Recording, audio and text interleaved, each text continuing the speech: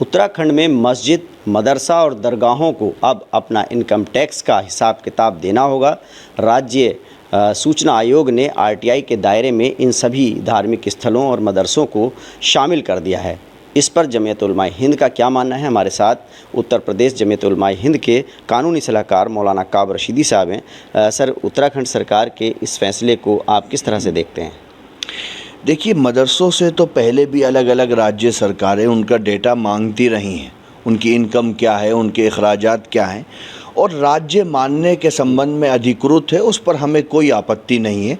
लेकिन एक चीज़ है कि अगर मस्जिदों से, मदरसों से, दरगाहों से मांगा जा रहा है तो जो वैदिक स्कूल हैं, गुरुकुल हैं या और धार्मिक स्थल हैं, लोगों को पूरे तौर पर लागू करना चाहिए without discrimination, in the name of language, in the name of caste, in the name of religion, in the name of culture, ताकि समान रूप से कानून को लागू किया जाए और लोगों के अंदर कोई कन्फ्यूज़न न पैदा हो। आपकी मांग मतलब ये है कि अगर ये हो रहा है, मदरसों को, दरगाहों को और जो दूसरे मुस्लिम इदारे हैं उनके साथ साथ में बाकी के जो धार्मिक स्थल हैं दूसरे अन्य धर्मों के, उनको भी, उनके स्कूलों को, उनके धार्मिक स्थलों को भी इसके दायरे में लाया जाए।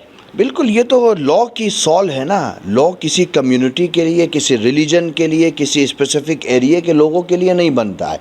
लॉ समान रूप से सब पर लागू होता है। और मैंने कहा कि उत्तर प्रदेश सरकार ने पहले भी मांगी थी इस तरह की चीज़ें मदरसों से, तो उन्होंने बगैर किसी आपत्ति के उनको वो मुहैया करा दी थी। क्योंकि कोई उत्तर प्रदेश में जो 2009 के एक एक्ट के तहत मदरसों से जानकारियाँ मांगी जा रही हैं, उस पर जमीयत उलमा हिंद का क्या मानना है? देखिए, ये बहुत हास्यास्पद है। मैं ऑफिशियल लेटर भी इस पर इशू कर चुका हूँ कि right of children to free and compulsory act, education act 2009 को बुनियाद बना करके कुछ इस्लामिक इंस्टीट्यूट को नोटिस भेजे गए हैं और ये कहा गया है कि आप सर्टिफिकेट ऑफ रिकग्निशन दिखाएं, मान्यता आपकी सरकार की कौन से बोर्ड से है।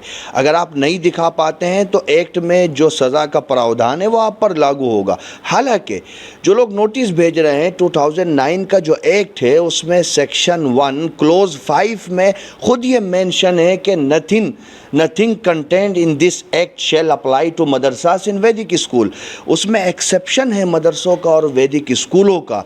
और साहब, जब एक्सेप्शन है तो फिर आप मदरसों से ये वैदिक स्कूलों को 2009 के एक्ट के आधार पर नोटिस दे करके उनसे कैसे जवाब मांग सकते हो? तो क्या ये परेशान करने वाली बात है और नियम विरुद्ध बात है जो आप? सर, नॉन ऑब्स्टेंट क्लोज है ये, नथिंग से शुरू हो रहा है। नॉन ऑब्स्टेंट क्लोज में तो माननीय सर्वोच्चतम न्यायालय भी कुछ नहीं कर सकता है, सुप्रीम कोर्ट भी कोई चेंजिंग नहीं कर सकता है। तो कोई गवर्नमेंट ऑफिशियल उसको बुनियाद बना करके कैसे उनको नोटिस इशू कर सकता है? नोटिस इशू किए जा रहे हैं उसके खिलाफ के जमीयत उलमा हिंद अदालत जाएगी? नहीं, हम उन नोटिस का जवाब दे रहे हैं हर जनपद में। जहाँ जहाँ मुजफ्फरनगर में 17 जगह इशू किया गया है, बाराबंकी में किया गया है, लखनऊ के कुछ एरियो में, तो अभी कानूनी भाषा में उसका जवाब दिया जा रहा है। लेकिन हास्यास्पद है, वो लोग जो कॉन्स्टिट्यूशनल पोस्ट पर बैठे हुए हैं, अगर वो संविधान को इतना भी नहीं पढ़ते हैं, विधि विधान को इतना भी नहीं जानते हैं, तो ये तो हास्यास्पद है पूरे देश और प्रदेश। क्या इसके पीछे कोई चुनावी रणनीति हो सकती है? 2024 का चुनाव,